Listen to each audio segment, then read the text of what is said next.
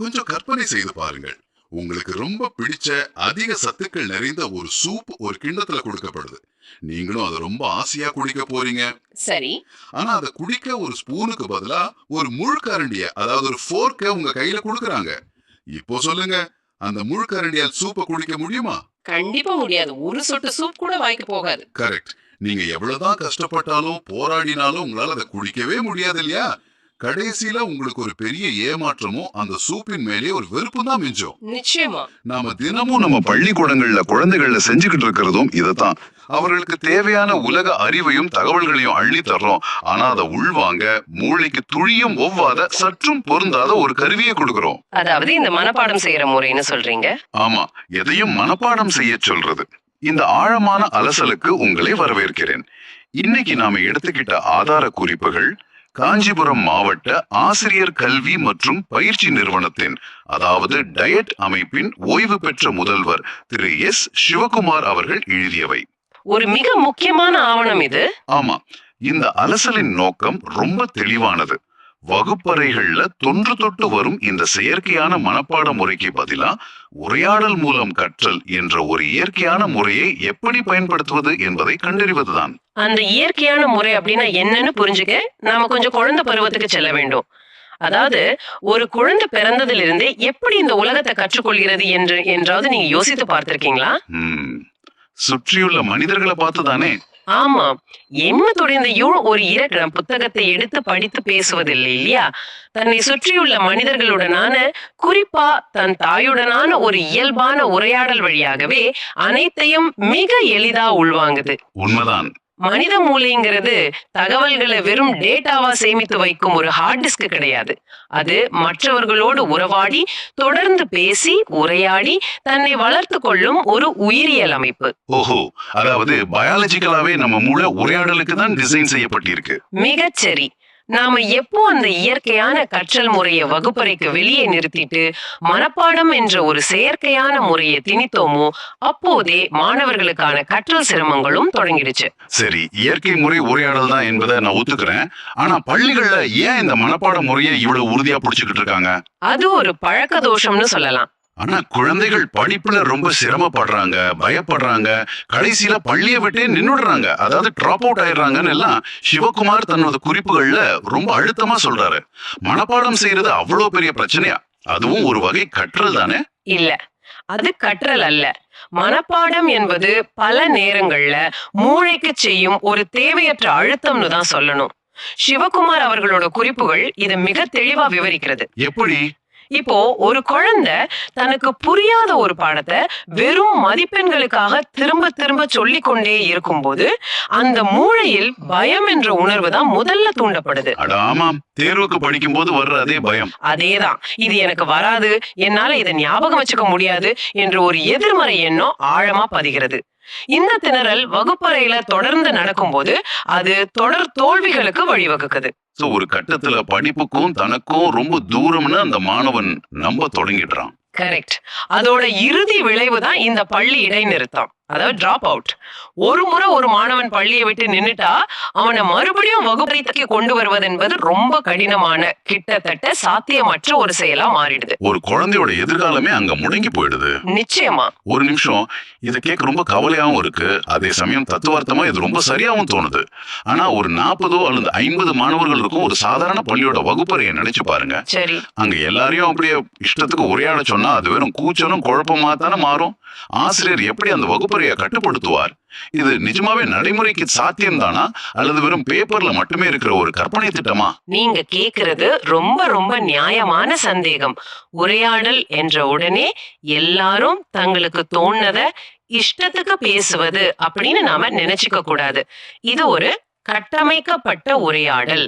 கட்டமைக்கப்பட்ட உரையாடல், அதாவது ஸ்ட்ரக்சர்ட் கான்வர்சேஷன். ஆமா. இங்க ஆசிரியர் வெறும் தகவல்களை போர்ட்ல எழுதுற ஒரு நபரா மட்டும் இல்லாம அந்த உரையாடலை நெறிப்படுத்துபவரா, அதாவது ஒரு ஃபெசிலிட்டேட்டரா மாறுறார். ஓஹோ. இந்த முறை எப்படி மாணவர்களின் மனசுல உள்ள பயத்தை போக்குகிறது என்றால், ஆசிரியர் மேடையில நின்னு பாடம் நடத்தும் போது ஏற்படுற அந்த அதிகார இடைவெளிய சக மாணவர்களோடு உரையாடும் முறை உடைத்து விடுகிறது. தங்களை போன்ற இன்னொரு மாணவனோடு பேசும்போது அவங்களுக்கு இயல்பாவே தன்னம்பிக்கை பிறக்குது. அப்படினால் இந்த கட்டமைக்கப்பட்ட உரையாடல் ஒரு நிஜ வகுப்பறையில எப்படி இருக்கும்? சிவகுமாரோட குறிப்புகள்ல இதற்கான உதாரணம் ஏதாவது இருக்கிறதா? அது எப்படி வேலை செய்யுதுன்னு நாம பார்த்தாகணும். கண்டிப்பா இருக்கு. இதற்கு அவர் 7ஆம் வகுப்பு சமூக அறிவியல் பாடத்தை ஒரு அருமையான உதாரணமா எடுத்துக்கிறாரு. 7ஆம் வகுப்பு வரலாறு பாடமா? ஆமா, வரலாற்று பிரிவில் உள்ள புதிய மத கருத்துகளும் இயக்கங்களும் அப்படிங்கிற பாடம் அது. அதாவது நம்ம பக்தி இயக்கம் உருவான வரலாறு. நிறைய தேதிகள், அரசர்கள் பெயர்கள்னு மனப்பாடம் செய்ய வேண்டிய பாடமாச்சு அது. அதான் இல்ல, இத வெறும் தேதிகள் மற்றும் பெயர்களை மனப்பாடம் செய்யற ஒரு சலிப்பான பாடமா வைக்காம ராஜா மற்றும் குமார் என்ற 2 மாணவர்களுக்கு இடையிலான உரையாடலாகவே மொத்த பாடத்தையும் அவர் மாற்றி வடிவமைத்துள்ளார். ஆமா, 3 பக்கங்கள்ல ஒரு இயல்பான உரையாடல் வழியாக இந்த பாடம் முழுவதும் ரொம்ப அழகா விளக்கப்பட்டிருக்கு. எனக்கு புரியுது. இந்த உரையாடல் எப்படி ஆரம்பிக்குது? டேய் குமார், நாளைக்கு வரலாறு தேர்வு இருக்கே, நாம சேர்ந்து படிப்போமா அப்படின்னு ராஜா கேட்பதில் ஆரம்பிக்கிறதா? சரியா, அதேதான். குமார் தன் சந்தேகங்களை கேக்குறான், ராஜா அதற்கான பதில்களை சொல்றான். உதாரணமா, பக்தி இயக்கம்னா என்ன அப்படின்னு குமார் கேட்கும்போது ராஜா அதை மிக எளிமையா விளக்குறான். என்னன்னு சொல்றான்? பழைய மதங்கள்ல இருந்த சிக்கலான சடங்குகள், ஏற்றத்தாழ்வுகள் இதையெல்லாம் மாற்றி எந்தவித இடையூறும் இல்லாமல் கடவுளை நேரடியாகவும் எளிமையாகவும் வழிபட உருவானதே பக்தி இயக்கம் அப்படின்னு சொல்றான். ஓஹோ, அப்போ இந்த 2 நண்பர்களோட உரையாடல்லையே வரலாற்று தகவல்கள் எல்லாமே வந்துருது. அப்போ இந்த பக்தி இயக்கத்துல சிவபெருமானை வழிபட்டவர்கள் நாயன்மார்கள் என்றும் விஷ்ணுவை வழிபட்டவர்கள் ஆழ்வார்கள் என்றும் அழைக்கப்பட்டார்கள் அப்படிங்கிற உண்மைகளையும் ராஜாவே சொல்லிடுறானா? ஆமாம், நாயன்மார்களும் ஆழ்வார்களும் எப்படி பக்தி பாடல்களை பாடி மக்களிடையே சமத்துவத்தையும் நல்லெண்ணத்தையும் பரப்பினார்கள் அப்படின்னு ராஜா சொல்லும் போது குமார் அதை எந்த மனப்பாடமும் இல்லாம ரொம்ப எளிதா புரிஞ்சுக்கிறான். சூப்பர். அது மட்டும் இல்லாம அந்த காலகட்டத்துல கோயில்கள் வெறும் வழிபாட்டு தலங்களா மட்டும் இல்லாம மக்கள் எல்லாரும் ஒன்றாக கூடும் சமூக மையங்களா எப்படி இருந்துச்சு அப்படிங்கறதையும் அந்த 2 மாணவர்களும் இயல்பா பேசிக்கிறாங்க. இங்க நாம கவனிக்க வேண்டிய ஒரு விஷயம் இருக்கு. பாட புத்தகத்தில் உள்ள வரலாற்று உண்மைகளை எந்த விதமான அரசியல் அல்லது மத சார்பு நிலையும் இல்லாம அப்படியே ஒரு உரையாடல் வடிவத்துல மாணவர்கள் விவாதிக்கிறாங்க இல்லையா? நிச்சயமா, இருக்கிறத இருக்கிறபடி புரிஞ்சுக்கிறாங்க. இருங்க, நீங்க இதை சொல்லும் போது எனக்கு ஒரு முக்கியமான விஷயம் தோணுது. பாத்தீங்கன்னா, பக்தி இயக்கத்தின் மைய கருத்து கடவுளை அடைய சிக்கலான சடங்குகளோ எந்த ஒரு இடைத்தரகர்களோ தேவையில்லை, நேரடியாக எல்லாரும் வழிபடலாம் அப்படிங்கிறதுதான். அதாவது சமத்துவம். கரெக்ட். இப்போ இந்த மாணவர்கள் கற்கும் முறையை கொஞ்சம் கவனித்து பாருங்கள். இங்கும் ஆசிரியர் என்ற ஒரு அதிகார மையமோ புரியாத தடிமனான புத்தகம் என்ற இடைத்தரகரோ இல்லாமல் நண்பர்கள் ஒருவருக்கொருவர் சமமாக உட்கார்ந்து உரையாடல் வழியாக நேரடியாக அந்த அறிவை பெறாங்க. ஆமா, சமத்துவத்தை போதிக்கும் ஒரு வரலாற்றை சமத்துவத்தை அடிப்படையாக கொண்ட உரையாடல் மூலமாகவே கற்பிக்கிறார்கள். பாடத்தின் கருத்தும் அவர்கள் படிக்கும் முறையும் ஒன்றேதான். இது ஒரு மிகச்சிறந்த இணைப்பா தெரியுதே. பிரமாதமா சொன்னீங்க. இதுதான் இந்த முறையோட ஆக பெரிய வெற்றியே. சமத்துவத்தை அவங்க வெறும் வார்த்தையா படிக்காம அவங்க படிக்கிற முறையிலேயே அந்த சமத்துவத்தை உணர்றாங்க, அனுபவிக்கிறாங்க. ரொம்ப அருமையான விஷயம் இது. இந்த இடத்துல மாணவன் வெறும் ஒரு பார்வையாளன் கிடையாது, அவனும் அந்த பாடத்தை உருவாக்குற ஒரு அங்கம். ஆசிரியர் சொல்ல சொல்ல தலையாட்டும் அந்த பழைய முறை மாறி மாணவர்களே கேள்விகளை கேட்டு விடைய தேடும் ஒரு ஆழமான பயணம் இங்க நடக்குது. இது கேட்கவே ரொம்ப சுவாரஸ்யமா இருக்கு. ஆனா நேர்மையா சொல்லணும்னா இது சும்மா 2 பசங்க தங்களுக்குள்ள அரட்டை அடிக்கிற மாதிரி தானே இருக்கு. கல்வியாளர்கள் இதை எப்படி ஒரு முறையான கற்றல் அப்படின்னு ஏத்துக்குவாங்க? அதாவது இதோட கட்டமைப்பு என்னன்னு கேக்குறீங்க? ஆமா, ஆரம்பத்துல இது ஒரு கட்டமைக்கப்பட்ட உரையாடல்னு சொன்னோம். இதுல அறிவியல் பூர்வமா என்ன ஸ்ட்ரக்சர் இருக்கு? நாம சும்மா ஒரு கற்பனை உலகத்துல மிதக்குறோமா? இல்ல, நம்ம கற்பனை உலகத்துல மிதக்கல. இதுக்கு பின்னாடி மிக ஆழமான ஒரு கற்றல் அறிவியல் இருக்கு. சிவகுமார் அவர்கள் இதற்காக கல்வியலில் மிகவும் புகழ்பெற்ற ஒரு வரைபடத்தை பயன்படுத்துறார். அது என்ன வரைபடம்? அதுதான் ப்ளூமின் கற்றல் நோக்கங்களின் வகைப்பாடு, அதாவது ப்ளூம்ஸ் டாக்ஸானமி. இதை அடிப்படையாக கொண்டுதான் அவர் அந்த கேள்விகளை வடிவமைத்துள்ளார். ப்ளூமின் வகைப்பாடு, இதை கேட்கவே ரொம்ப அகாடமிக்காக ஏதோ கல்வியல் கல்லூரியில நடத்துற லெக்சர் மாதிரி இருக்கே. நாம ஆரம்பத்திலேயே மனப்பாட முறை வேண்டாம், சிக்கலான விஷயங்கள் வேண்டாம்னு சொல்லிட்டு இப்ப இன்னொரு சிக்கலான தியரியை உள்ள கொண்டு வர்றோமா? இல்ல, கண்டிப்பா இல்ல. இத கொஞ்சம் எளிமையா பிரிக்க முடியுமா? நிச்சயமா. இது ஒரு சிக்கலான தியரி அல்ல, கற்றலை ரொம்ப எளிமையாக்கும் ஒரு மேப்னு சொல்லலாம். ப்ளூமின் வகைப்பாடு என்பது மனித மூளை அறிவை எப்படி படிப்படியா வளர்த்துக்கிறது என்பதற்கான ஒரு 5 படிநிலை அமைப்பு. சரி, அந்த 5 நிலைகள் என்னென்ன? முதல் படிநிலை அடிப்படை அறிவு, நாலேஜ். பக்தி இயக்கம் என்றால் என்ன, அல்லது புதிய மத கருத்துகள் எப்போது தோன்றின அப்படிங்கிற நேரடியான கேள்விகள் இந்த நிலைக்குரியது. இது வெறும் தகவல்களை நினைவில் வைப்பதற்கான ஒரு நிலை. ஓஹோ. மனப்பாட கல்வியில பெரும்பாலான மாணவர்கள் இந்த முதல் நிலையிலேயே அப்படியே சிக்கித் தொல்கிறார்கள். அவர்கள் அதற்கு மேல் சிந்திப்பதே இல்லை. அடிப்படை அறிவு நிலை. கரெக்ட். இது இல்லாம கேம் விளையாடவே முடியாது, அது உண்மைதான். ஆனா வெறும் இந்த பட்டன்களை தெரிஞ்சு கொள்வது மட்டுமே முழு கேமும் ஆகிவிடாது இல்லையா? மிக துல்லியமான ஒப்பீடு இது. மனப்பாட முறையில மாணவர்கள் அந்த முதல் லெவலோடவே கேமை நிறுத்தி விடுகிறார்கள். ஆனா சிவகுமாரோட இந்த உரையாடல் முறையில மாணவர்கள் எந்த தடையும் இல்லாமல் அடுத்த லெவலுக்கு, அதாவது 2வது லெவலுக்கு செல்றாங்க. அந்த 2வது லெவல் என்ன? அதுதான் புரிதல், அண்டர்ஸ்டாண்டிங். ராஜாவிடம் குமார் மக்கள் ஏன் எளிய வழிபாட்டை விரும்பினர் அப்படின்னு கேட்கும்போது அவனுக்கு தகவல் தெரிந்து விட்டது. ஆனா அதற்கான காரணத்தை புரிந்து கொள்ள முயல்கிறான். ஆஹா.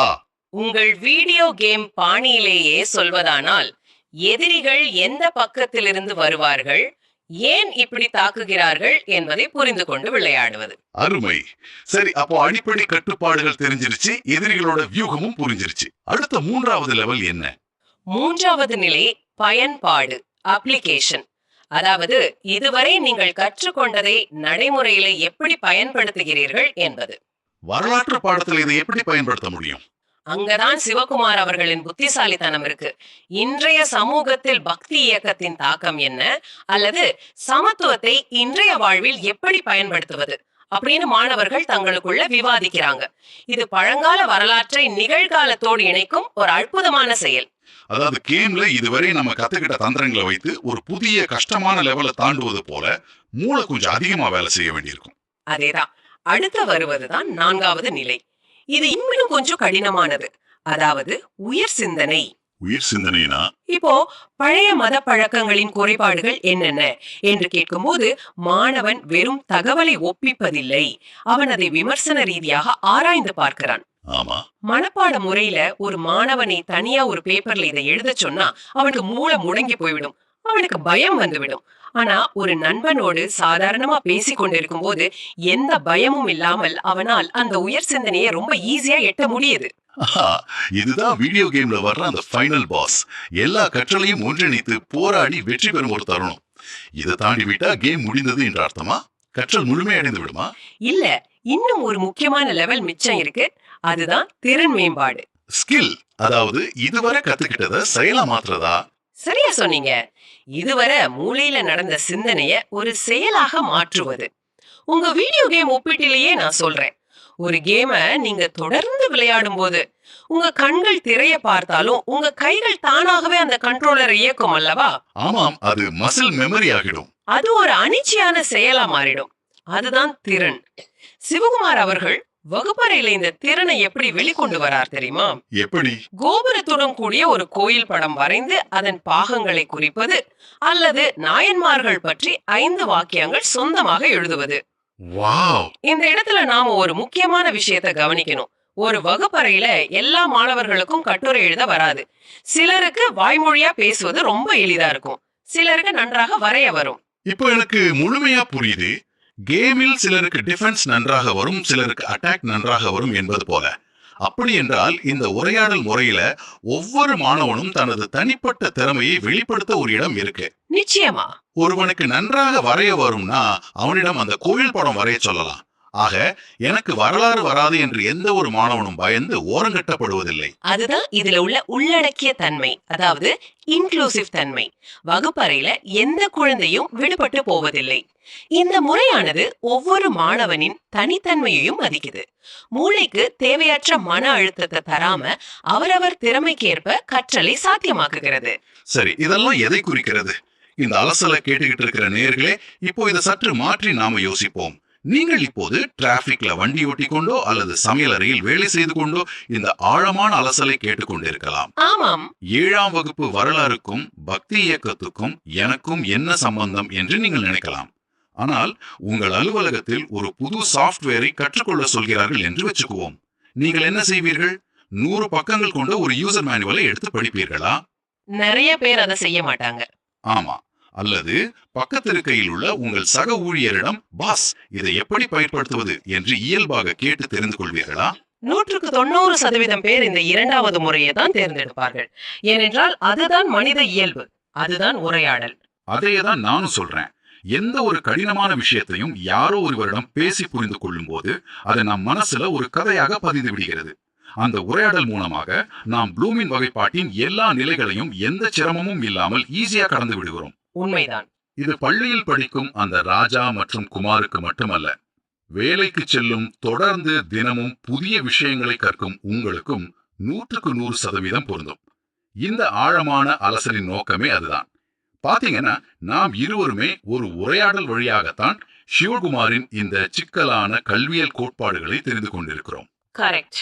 அதனாலதான் திரு சிவகுமார் அவர்கள் அனைத்து ஆசிரியர்களுக்கும் ஒரு முக்கியமான அறைகூவலை விடுக்கிறார்.